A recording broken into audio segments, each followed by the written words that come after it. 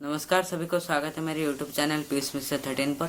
और आज हम बात करेंगे जो वेदव्यास के महाभारत का जो छठा विषय है वो है देवयानी, शर्मिष्ठा और जजाति के ऊपर। तो हमने पिछले विषय में जो सब बात किया था, अगर आप समझ नहीं पा रहे इस विषय को तो जो पहला मेरा जो पिछला वीडियो है उसको देख सकते हैं वो, और आप जान जाएंगे ये पूरा स्टोरी क्या है। तो ये वीडियो देखने से पहले मेरे चैनल को सब्सक्राइब कीजिए और वो जो बेल आइकन है उसको प्रेस कीजिए, लाइक बटन प्रेस कीजिए अगर आपको वीडियो अच्छा लगेगा तो, और शेयर कीजिए अपने दोस्तों के साथ और रिलेटिव्स के साथ, और जो भी आपके परिचय में है जो भी। तो आज की शुरुआत करते हैं। जो भी सब घटनाएं हुए पहले तो देवयानी उतने से ही संतुष्ट नहीं हुई। तो एक दिन देवयानी और राजा वृषपर्वा की कन्या शर्मिष्ठा दोनों घूम रहे थे वन में।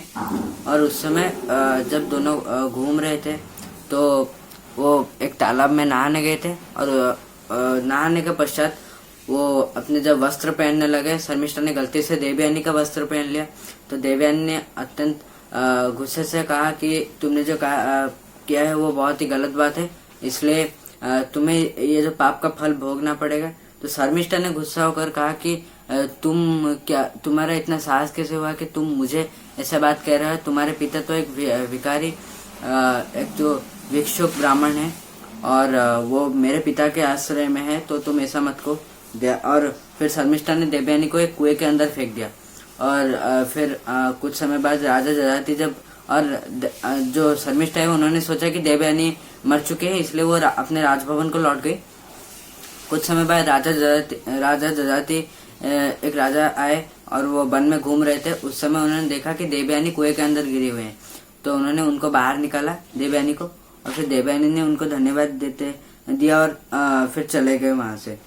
और परंतु राजा जजाति जाने के बाद भी देवयानी वहां पे बहुत दुखी रूप से बैठी रही। फिर राजा जो शुक्राचार्य है वो ढूंढने लगे कि देवयानी कहाँ है, क्योंकि शाम हो गई थी और वो आए नहीं थे। इसलिए वो देवयानी को ढूंढने निकल गए और उन्होंने देखा कि देवयानी दुखी रूप से बैठी है एक कुएं के पास। तो उन्होंने पूछा कि उनका जो शोक का कारण है वो क्या है। तो देवयानी ने सब कुछ घटना बोला और कहा कि मैं जो ये अपमान है मैं मैं सहन नहीं कर सकती, तो आप ही जाकर कुछ राजा वृषपर्वा को कहिए। तो शुक्राचार्य ने जाकर कहा कि जो भी अधर्म करता है, जो भी पाप करते हैं, आप राजा वृषपर्वा को शुक्राचार्य ने कहा कि जो भी पाप करता है, जो भी अधर्म करता है, उनको आप उचित रूप से उनको अपना फल देते हैं, इसलिए कहिए आप न्याय कीजिए हमारे साथ। तो राजा जजाति ने राजा वृषपर्वा ने कहा कि ठीक है, शर्मिष्ठा को देवयानी के दासी के रूप से ग्रहण कीजिए। और शर्मिष्ठा ने भी अपना भूल ग्रहण करते हुए कहा कि मुझे क्षमा कीजिए, मैं अपना भूल स्वीकार करती हूँ। और इसलिए उन्होंने जाकर कहा कि मेरे जो दासी है वो मेरे साथ आप देवयानी की दासी बनकर रहेंगे। और ऐसे ही कुछ दिन बीत गए और एक दिन देवयानी को राजा जजाति ने देखा कि देवयानी एक सुंदर आसन पर बैठी है और उनके साथ शर्मिष्ठा उनकी सेवा कर रहे हैं। तो ये सब देखते हुए उन्होंने पूछा कि ये, तो राजा जजाति ने ये देखा और उन्होंने पूछा कि ये जो सुंदर कन्या है वो आपके पास बैठकर क्यों सेवा कर रही है। तो देवयानी ने उत्तर में दिया कि मैं सब ये इस विषय में अभी नहीं बता सकती, तो आप जान के भी क्या करेंगे, अभी मैं उस विषय में ज्यादा कुछ नहीं बता सकती। तो जजाति ने कहा ये सब पूछा। तो देवयानी ने कहा कि मैं आपको पति के रूप में चाहती हूँ, और जब से आपने मुझे कुएं से बचाया है तभी से मैंने आपको पति के रूप से जो चुना है।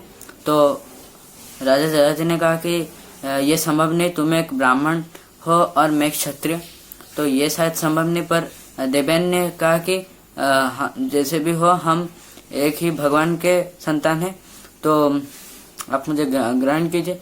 तो शुक्राचार्य आए, जो भी सब बात की देवयानी और राजा जजाति के साथ, और फिर उनका जो विवाह है वो संपन्न हुआ पूरी तरीके से।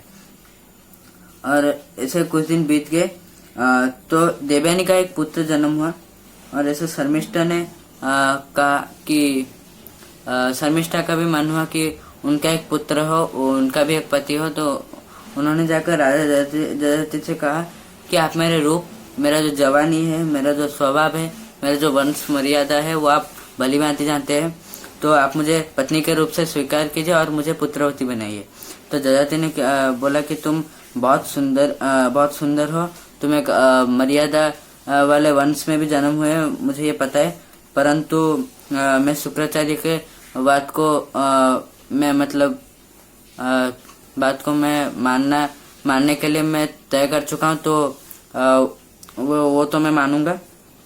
इसलिए शर्मिष्ठा ने कहा कि है राजा, शास्त्र के अनुसार हंसते समय, जब आप एक स्त्री का मनोरंजन कर रहे हैं, शादी के समय, जब जीवन के प्रति विपद हो, जब कोई मुश्किल हो उस समय, और जब अपना सब कुछ नाश होने वाला है, उस समय झूठ बोलने से वो झूठ नहीं होता।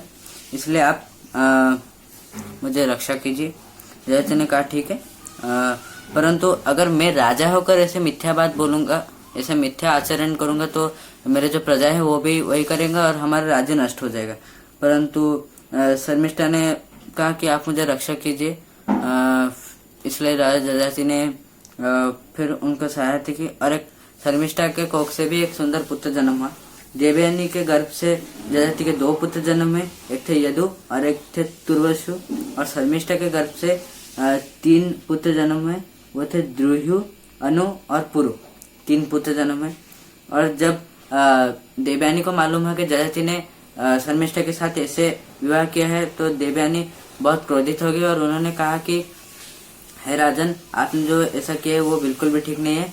मैं मेरे पिता शुक्राचार्य के पास लौट जा रहे हैं, परंतु मैं आपको श्राप देती हूँ कि ऐसे जो आप जो युवावस्था में आपने जो ये सब काम किया है, इसलिए आप बहुत जल्दी बूढ़े हो जाएंगे और आपका जो जवानी है वो बहुत जल्दी नष्ट हो जाएगा। इसलिए जो युवावस्था में भी जयाति बूढ़े हो गए, और इस श्राप से मुक्त होने के लिए उन्होंने शुक्राचार्य को पूछा, तो शुक्राचार्य ने कहा कि मेरा जो श्राप है वो लौटने वाला नहीं है, परंतु अगर तुम और किसी का जवानी तुम्हारे बूढ़ेपन के बदले ले सकते हो तो ले लो। इसलिए जयाति ने कहा कि मेरे जो पुत्र हैं मैं उन्हीं से ही लूंगा। तो उन्होंने जो राजा जयाति थे वो राजा नहुष के पुत्र थे, और उन्होंने सब कुछ जो राजभवन में जो भी राजा की तरह सब कुछ उन्होंने आनंद के रूप से पालन किया था। तो इसलिए युवावस्था खत्म होने से पहले ही वो बूढ़ेपन में चले गए। तो उन्होंने अपने सब पुत्रों से कहा कि जो भी शुक्राचार्य ने कहा था कि आपका जो युवावस्था है वो आप किसी से लेकर अपना जो बूढ़ा जो आप हो गए वो आप किसी को दान कर सकते हैं कुछ समय के लिए। इसे सब पुत्रों ने मना कर दिया, परंतु कोई भी पुत्र मतलब दिए नहीं उनको अपना युवावस्था। इसलिए सबने ऐसा कहा। तो जयाति जब निराश हो गए थे, उन्होंने अपने सबसे छोटे पुत्र जो पुरु है उनको ये बोला। तो पुरु ने कहा कि ठीक है, आप अपना जो बूढ़ापन है वो मुझे दीजिए, मेरा जो व्यवस्था है आप रखिए। तो पुरु ने पुरु खुश हुए और उन्होंने इनका जो पुत्र का युवावस्था है उसको लाभ करते हुए उन्होंने बहुत साल के लिए शासन किया जो युवावस्था। परंतु राजा जयाति ने बहुत सालों के लिए ऐसे युवावस्था लेकर शासन किया, पर उनका मन कभी भी शांति नहीं हुआ। इसलिए उन्होंने पुरु को कहा कि तुम अपना युवावस्था ले लो, मैं तुम्हें राजा के रूप से स्वीकार करता हूँ, मेरा जो देश है। तो मैं अपना जो ये जीवन मेरा जो बाकी है वो मैं जंगल में ही बिता दूंगा। इसलिए महाभारत कार ने पुरु के जो मुंह से ये जो अमर वाणी निकला था, उन्होंने ये कहा है, न जातु काम कामाना मुपभोगे न साम्यति हविषा कृष्ण वर्तमेव भूय एव विवर्धते जत पृथ्व्यां बृहिर्जवं हिरण्यं प्रसव स्त्रिय एकस्यापि न पर्याप्तं तस्मात् तृष्णा परिजेजत। और इसका अर्थ है कि जब काम्य वस्तु है उसको लाभ करने से आपके कामना का शांति नहीं होता। जितना भी आप घी डाले आग में वो आग और भी बढ़ता जाता है। इसलिए पृथ्वी में जितने भी आपके पास अर्थ हो, जितने भी आपके पास स्वर्ण हो, जितने भी आपके पास पशु हो, जितने भी सुंदर स्त्री हो, वो फिर भी आपके लिए काफी नहीं होंगे। इसलिए ये जो विषय भोग में जो लोग डूबे हुए हैं उनको उनसे दूर रहना चाहिए, और ये ही एक ज्ञानी व्यक्ति का कर्तव्य है। तो आज के लिए बस इतना ही था। ये जो तो नेक्स्ट चैप्टर वो हम पढ़ेंगे नेक्स्ट एपिसोड में। तो आज के लिए बस इतना ही। मिलते हैं अगले एपिसोड में एक नई स्टोरी के साथ, महाभारत का जो अगला चैप्टर है। आज के लिए बस इतना ही। सब्सक्राइब कर दीजिएगा चैनल को, लाइक कीजिएगा वीडियो को और शेयर कीजिएगा सबके साथ। नमस्कार।